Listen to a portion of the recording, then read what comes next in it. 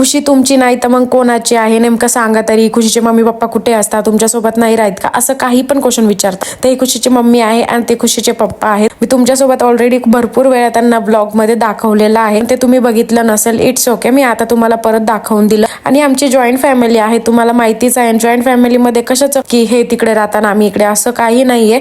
आम्ही सगळे एकत्र असतो. पण जेव्हा माझा व्लॉगिंगचा टाइम असतो तेव्हा किशोर भाई मार्केटला असतात आणि रुपाली पण काही कामानिमित्त शेतामध्ये असते किंवा घरी असते. जेव्हा असते मी तेव्हा तुमच्यासोबत दाखवतेच तिला. आणि आमच्या घरच्यांना जास्त कॅमेरा समोर यायला आवडत नाही, पण मी बळजबरी घेत असते म्हणून ते येतात. आणि माझ्या युट्यूबच्या व्लॉग मध्ये बघितलंच असेल तुम्ही की सगळेजण दिसतात तुम्हाला माझी फॅमिली. त्यानंतर आमच्या इथे सेफ्टी डोअरचं काम चालू होतं. आज ते बसवायचे होते कारण की 4 डोअरला बसवायचं होतं ते.